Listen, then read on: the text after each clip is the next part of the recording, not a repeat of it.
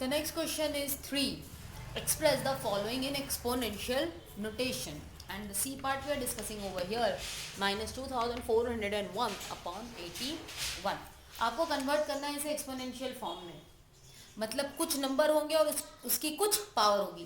पहले क्या था, एक नंबर था, उसकी पावर थी और आपको उसकी वैल्यू निकालनी थी. तो 2 को आप 5 टाइम्स मल्टीप्लाई करते और आपका एक आंसर आता, तो वो आपकी वैल्यू निकल जाती. अब क्या है, ये वैल्यू दी गई, अब आपको इसमें कन्वर्ट करना है. मतलब कुछ एक नंबर होगा और उसकी कुछ पावर होगी.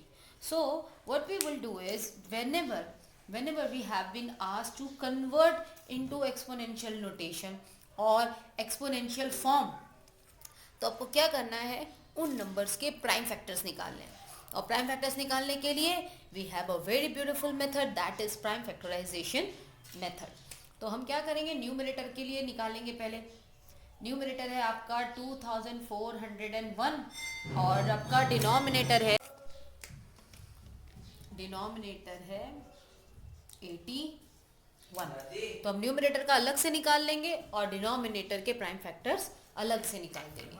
अब हम देखते हैं 2401, यहाँ पे यूनिट प्लेस में है ऑड नंबर, तो यानी कि ये 2 से हम डिवाइड नहीं कर सकते हैं. फिर हम अगले प्राइम नंबर्स पे आते हैं जो कि है 3 से डिवाइड करने के लिए क्या रूल है, ऐड करके देख लेते हैं.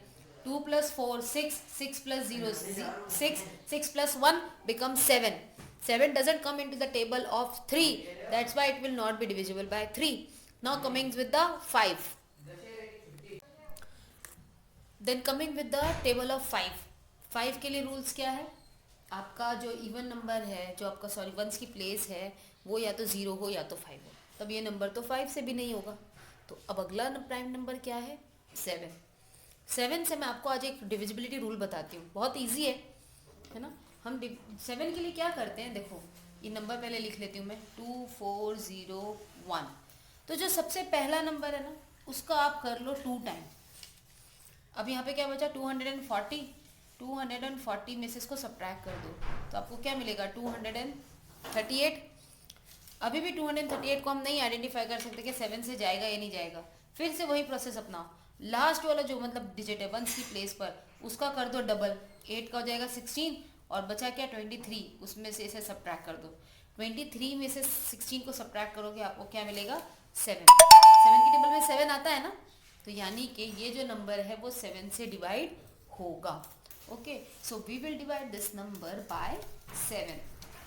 सो हियर 7 की टेबल में 24 नहीं आएगा, 21 आएगा फॉर 3 टाइम्स. 7 3 ज़ा 21, तो यहाँ पे 3 चले जाएंगे और ये बन जाएगा 30. 7 की टेबल में 30 नहीं आएगा, 28 आएगा. How many times, 4 times.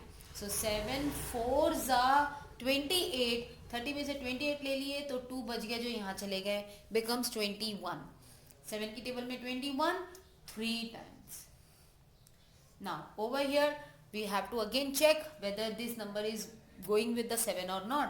3 4 3 है, 3 का डबल कर देंगे 6 और 34 में से इसे सब्ट्रैक्ट कर देंगे, तो 34 में से 6 जाएंगे तो 28 आता है 7 की टेबल में, यानी कि ये नंबर भी 7 से डिवाइड हो जाएगा. So let's divide it by 7. 7 4 ज़ा 28, क्योंकि 7 5 ज़ा 35 हो जाता है, ज़्यादा हो जाएंगे. क्या बच जाएंगे यहाँ पे, 7 हमने लिया 7 4 ज़ा 28, तो यहाँ पे चले गए 6 एंड इट बिकम 63. सो 7 9 ज़ा 63 and we already know that 49 comes into the table of 7. So 7 7 ज़ा 49, 7 1 ज़ा 7. These are the prime factors we have got for the 2401. Now times for the 81. 2 से तो ये डिवाइड नहीं हो सकता. What about 3? 1 plus 8, it becomes 9. तो ये 3 से तो डिवाइड हो जाएगी. So let's divide it by 3. 3 2 ज़ा 6, 2 यहाँ पे गए, 3 7 ज़ा 21. 3 की टेबल में 27 ऑफ कोर्स 9 टाइम. 3 9 ज़ा 27. 3 की टेबल में 9 ऑफ कोर्स 3 टाइम. 3 की टेबल में 3, yes of course, for 1 time. Now what we're gonna do is we're gonna write all the prime factors. जो 2401 उसकी जगह पे ये प्राइम फैक्टर्स लेंगे और 81 की जगह पर नीचे वाले प्राइम फैक्टर्स लिखेंगे. So let's see how it looks. So first what we're gonna do is we will just write the question one more time. 2401 upon 81. हमने क्या निकाला है? 2480 401 इसके प्राइम फैक्टर्स निकाले हैं ना, तो ये जो माइनस साइन है ना, इसको एक साइड में रहने देते हैं, ठीक है। और इस 2471 की जगह पे इसके प्राइम फैक्टर्स लिखेंगे। कितने टाइम आ रहे हैं? 7 4 time. So 7 into 7 into 7 into 7, right, divided by 81 में 3 आ रहे हैं, कितने टाइम? 4 टाइम आ रहे हैं। सो 3 इंटू 3 इंटू 3 इंटू 3। ओके, अब क्या देखो, अगर 7, ये तो माइनस है ना, एज इट इज लिख देते हैं। 7 कितने टाइम मल्टीप्लाई हो रहा है? 4 टाइम हो रहा है। तो क्या हम इसे 7 रेज टू पावर 4 लिख सकते हैं? ठीक उसी तरह से 3 4 टाइम मल्टीप्लाई हो रहा है, so can we write 3 raise to power 4, right, like this. Yes, एक चीज़ और अभी आप लॉज में पढ़ेंगे, नेक्स्ट एक्सरसाइज जब हम स्टार्ट करेंगे उसमें हम आप पढ़ेंगे कि लॉज ऑफ एक्सपोनेंट्स।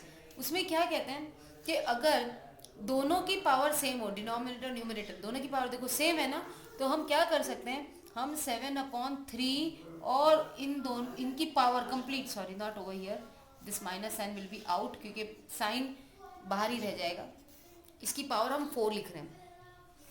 इस चीज़ का ध्यान रखो, मैंने माइनस है ना अंदर नहीं लिया है, माइनस साइन पहले से ही बाहर है, तो इसलिए मैंने इसे बाहर ही रखा है। अगर आपने इसे अंदर ले लिया तो आपका हो जाएगा क्वेश्चन रॉन्ग और आंसर भी हो जाएगा रॉन्ग, क्योंकि जब आप इसे एक्सपांड करेंगे ना तो आपका पॉजिटिव में आंसर आएगा, जबकि आंसर किस में आना चाहिए था? नेगेटिव में, इसलिए हमने नेगेटिव को बाहर ही रखा।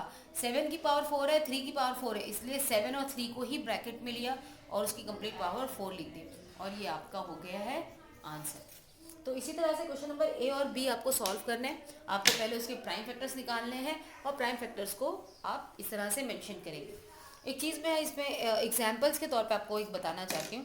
जैसे कि मान लो किसी नंबर के आपने प्राइम फैक्टर निकाले, मान लो 2 इंटू 2 इंटू 2 इंटू 4 तो नहीं आएंगे, सॉरी, 5 इंटू 5 इंटू 7 आ रहे हैं, लेट्स से। तो क्या करेंगे, 2 कितनी बार मल्टीप्लाई हो रहा है? 3 टाइम्स, तो यहाँ पे आप लिख दोगे 2 की पावर 3।